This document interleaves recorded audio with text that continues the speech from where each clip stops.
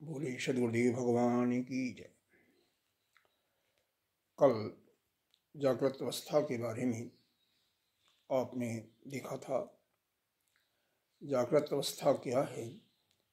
मांडव्य उपनिषद आगम पाद का तीसरा ऋचा तीसरा मंत्र का क्या है? जागृत स्थानो बहिष प्रज्ञ सप्तांग एकोनविंशति मुख स्थूल भुग वैश्वानर प्रथम पाद। पहले तो यह बताया गया इसमें कि हमारी जो प्रज्ञा है, बुद्धि है, बाहर की तरफ रहती है। वही जागृत स्थान में क्या होता है? जो अपना ज्ञान है वह बाहर की तरफ होता है, बुद्धि बाहर की तरफ होती है। यानी हमारी इंद्रियां बाहर की वस्तुओं को ग्रहण करती हैं। सप्तांग, इसके 7 अंग हैं। दूसरा 7 कौन कौन हैं? मूर्धा, चक्षु, आपका मुख,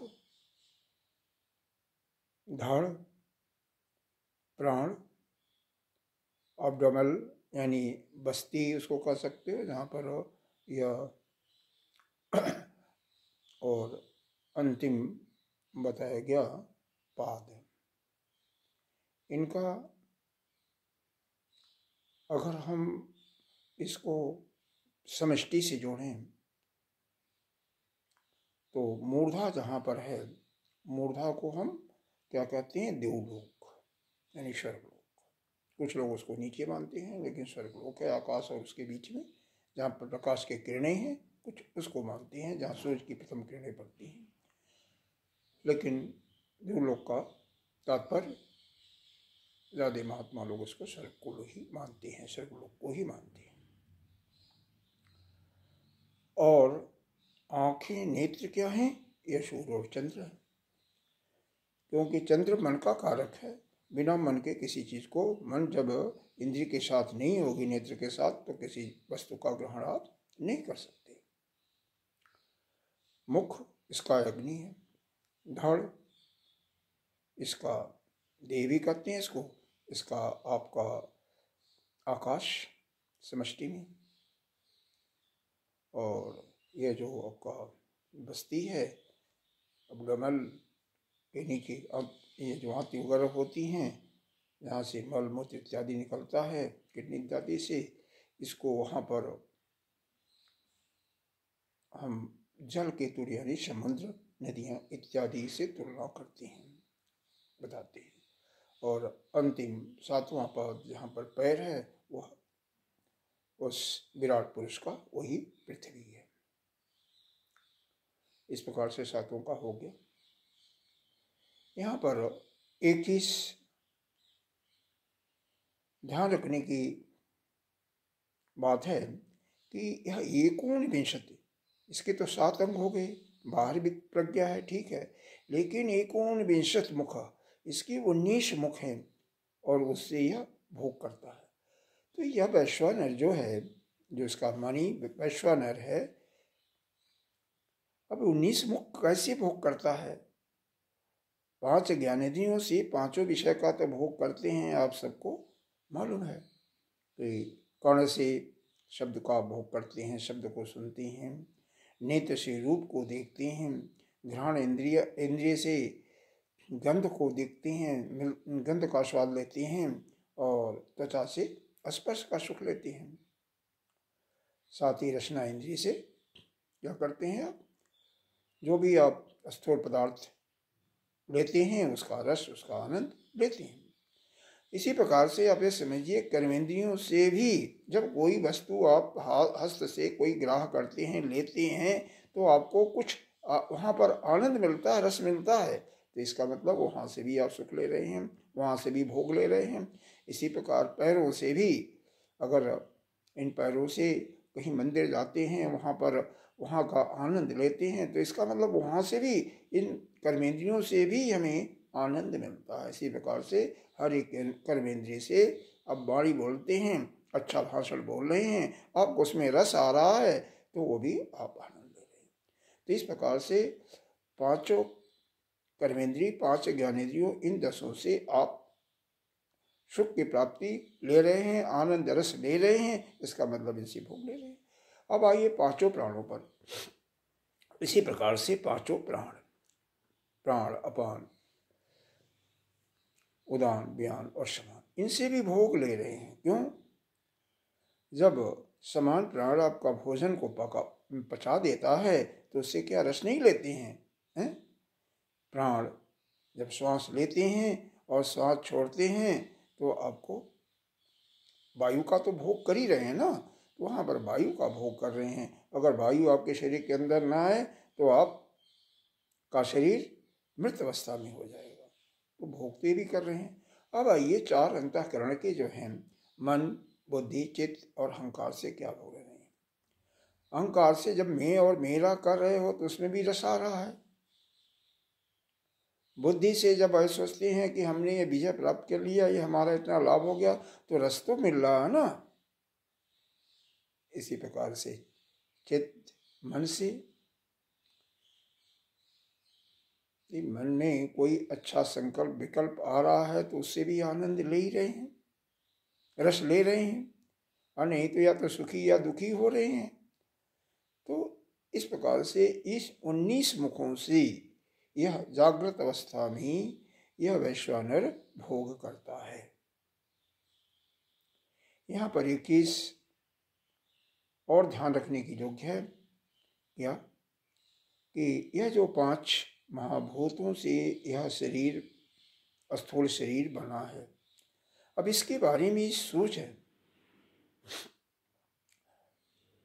यह पंचीकृत महाभूतों से बना है। तो पंचीकृत का मतलब यह जैसे आकाश है, बताया गया था पहले कि आकाश का आधा तो अपने पास रख लेता है और आधे को 4-4 हिस्से करके एक एक हिस्सा बाकी 4 को दे देता है। इसी प्रकार से वायु आधा अपने पास और आधे में 4 भाग करके एक एक हिस्सा दे देता है। इसी प्रकार से जल, पृथ्वी,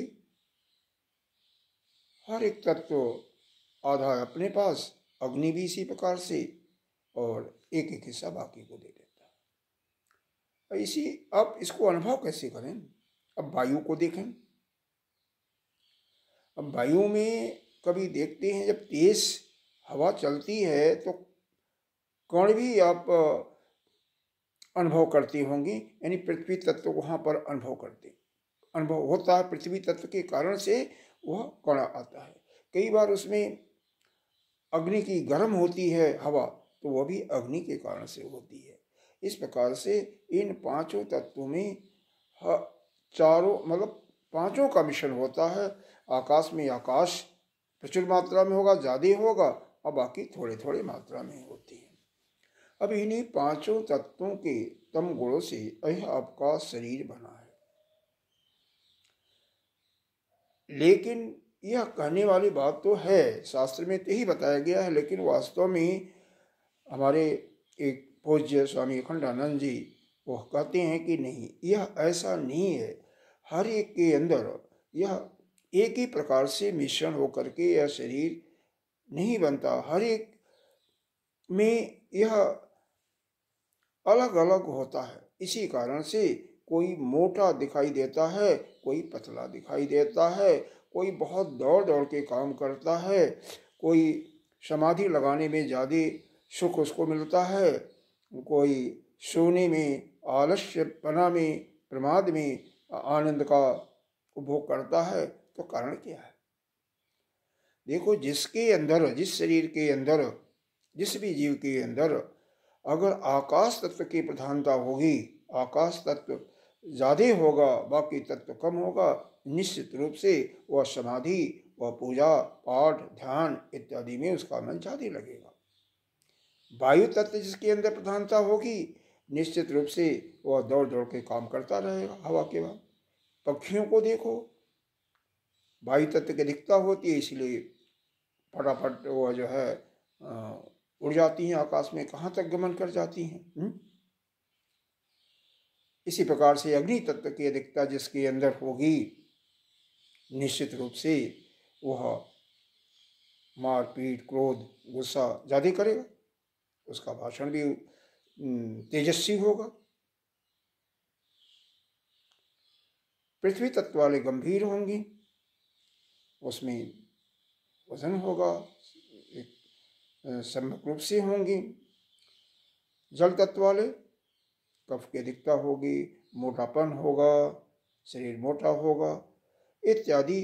तो शरीर के अंदर जिस तत्व की अधिकता या कमी होगी उसी के अनुसार उसका स्वरूप, उसका बाहरी ढांचा आप देखते हैं, और अंदर से भी वैसे ही उसके अंदर गुण होंगे। यहाँ पर हमारा कर्म सिद्धांत क्या कहता है कि जैसा उसका पिछले जन्मों में कर्म आया है, प्रारब्ध आया है, उसके अनुसार उसका शरीर की रचना होती है, और उसी के अनुसार उसको माता पिता मिलते हैं और उनके गुण आते हैं, उसके अनुसार भी उसका जीन्स के कारण से उसका शरीर मोटा पतला इत्यादि होता है। लेकिन यहाँ पर वास्तव में यह पंचमहाभूत ही इस शरीर को अपने अनुसार बना देते हैं। जिस तत्व की अधिकता होगी उसके अनुसार हो जाता है। अब रह गया खाने वाली बात मन की। देखो, मन किसी चीज में लग गया, मन के अंदर कोई किसी आपके मित्र का ध्यान आ गया, किसी अपने प्रेमी का ध्यान आ गया, तो उसमें आपको रस आने लगता है ना, आना लगता है ना, तो आप भोग तो कर रहे हो ना। किसी आंखें, नेत्र किसी सुंदर चीज को देखें तो उसका स्वाद तो रस मिलने लगता है ना। तो इस प्रकार से यह 19 मुखों से यह जागृत अवस्था में यह जीव भोग करता है।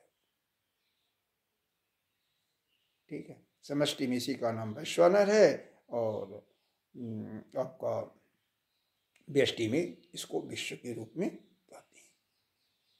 यह पहला पाद है, प्रथम पाद है। इसके बाद स्वप्न अवस्था। स्वप्न अवस्था में क्या है, इसमें अंतः प्रज्ञ, यानी ये जो प्रज्ञा होती है अंदर की तरफ होती है।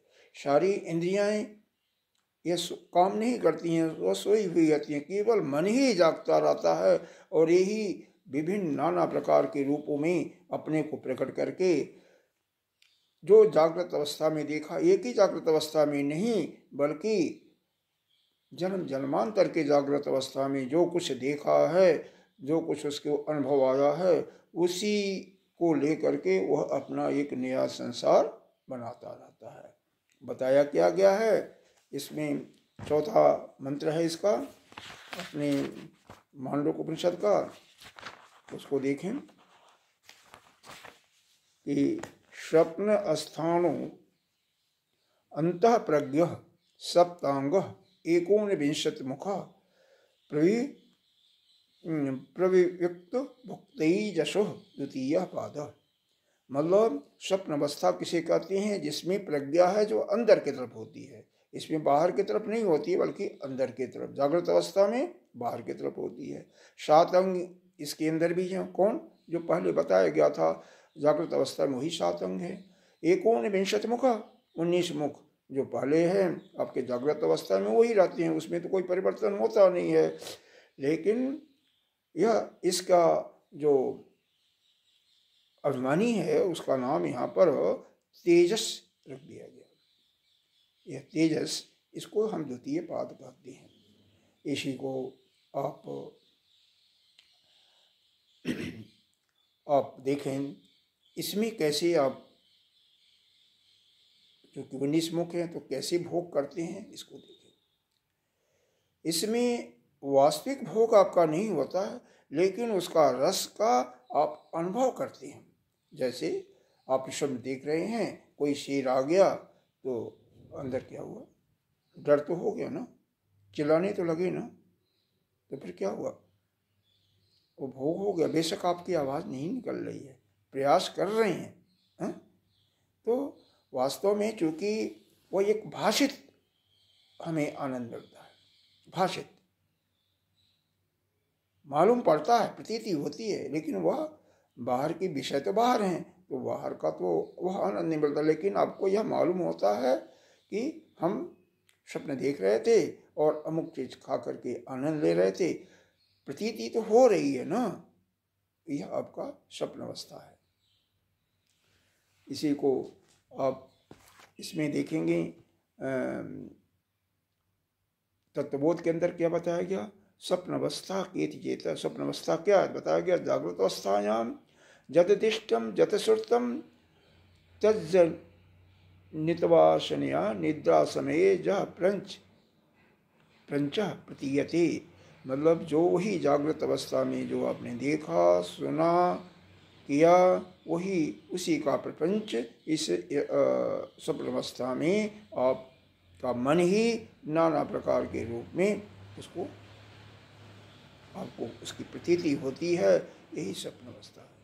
यहाँ पर एक चीज़ और ऐड कर सकते हैं, केवल एक दिन की या इस जन्म की जागृत अवस्था नहीं, बल्कि जन्म जन्मांतर की जागृत अवस्था में जो कुछ आपने किया देखा सुना, वह सब के सब यहाँ पर स्वप्न अवस्था में प्रतीति होती है।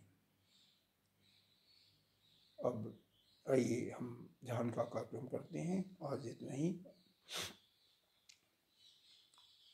सुविधापूर्वक आसन में इस प्रकार से बैठें कि आपकी रीढ़ सीधी हो, नेत्र कुमकता से बंद हो। सांसों को सामान्य करें प्राणायाम के द्वारा।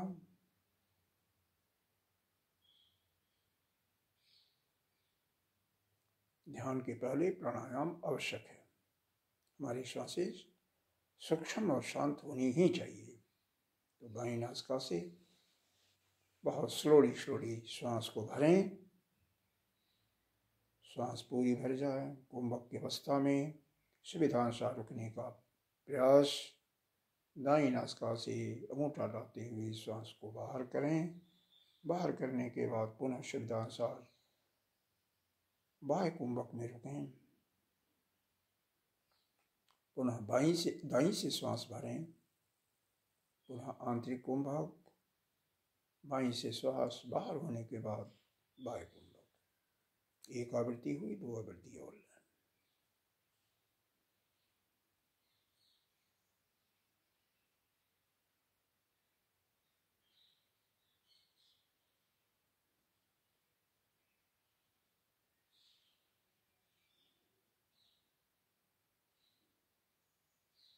ओम ध्वनि।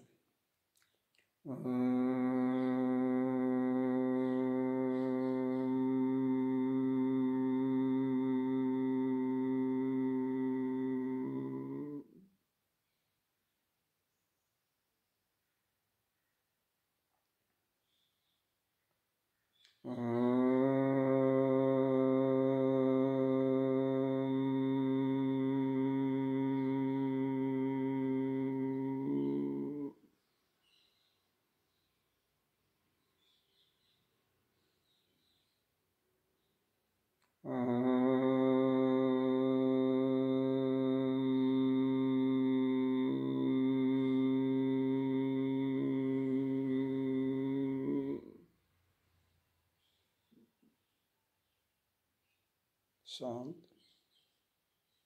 ध्यान मंत्र के जाप पर या अपने आराध्य ऊपर प्रयास करना है मन एक किसी स्थान पर केंद्रित हो।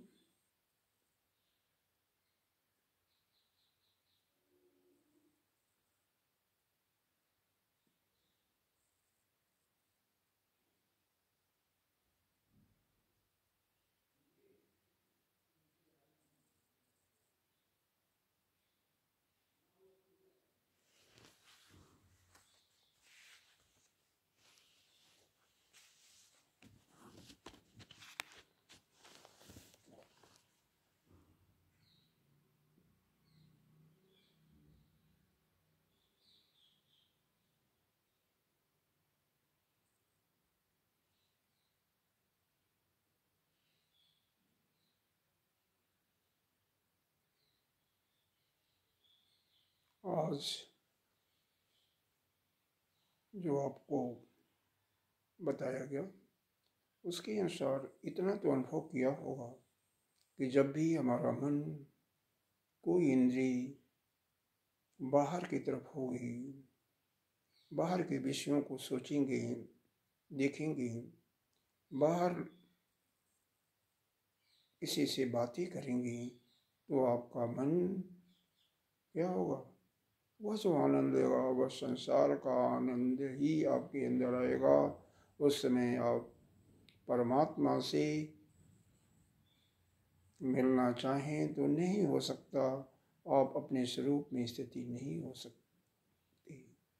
स्वरूप में स्थित होने के लिए यह भी आवश्यक है, कम से कम हम संसार का ध्यान करें। संसार से जितना अलग रहेंगे उतना ही अपने स्वरूप को पहचानेंगे, स्वरूप में स्थित होंगे। इस जन्म मरण के चक्कर से छुट्टी मिलेगी। मन किसी भी वस्तु से मिलेगा तो उसका रस आपको मिलेगा और वहीं पर आप फंस गए। इसलिए फंसिए मत, ये बंधन है नहीं, भ्रम है। इस ज्ञान से इसको दूर करना है कि मैं तो वही सच्चिदानंद हूँ। सत मैं तीनों काल में हूँ, देश हर जगह हूँ, हर जगह व्याप्त हूँ, हर वस्तु में हूँ। चित्त हम प्रकाश में हैं, प्रकाश स्वरूप हैं, ज्ञान स्वरूप हैं और हम हमेशा आनंद से युक्त हैं।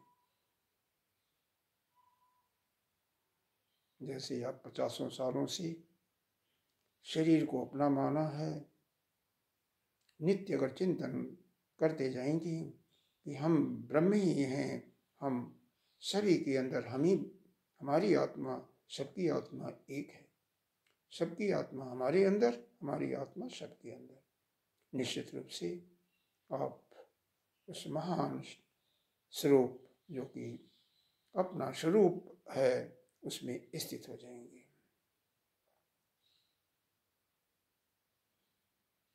यही आपका प्रयोजन भी है कि संसार रूपी जो जन्म मृत्यु का चक्कर है इससे मुक्त हो जाएं। बाकी जोनियों में यह संभव नहीं है, वहाँ पर तो एक ही प्रतिभा जगी होती है, यह केवल मनुष्य जोनि में ही कर सकते हैं, यह संभव है। इसलिए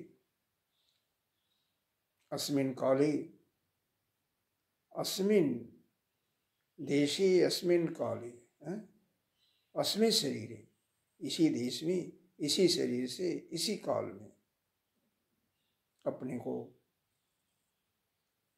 इस बंधन से मुक्त कर लें और अपने स्वरूप में स्थित हों। इसी का बारंबार चिंतन करते जाएं। हमेशा इसको याद रखें, अस्मिन् काले अस्मिन् शरीरे अस्मिन् देशे, इसी देश में, इसी काल में और इसी शरीर से हम मुक्ति अभी मिलनी चाहिए हमें। इसके लिए आपको चिंतन की गति बढ़ा देनी चाहिए।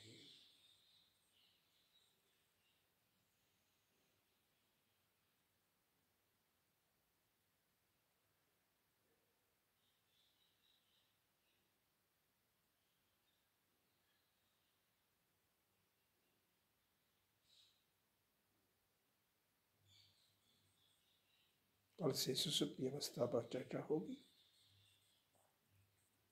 एक बार ओम ध्वनि, फिर प्रार्थना और शांति पाठ।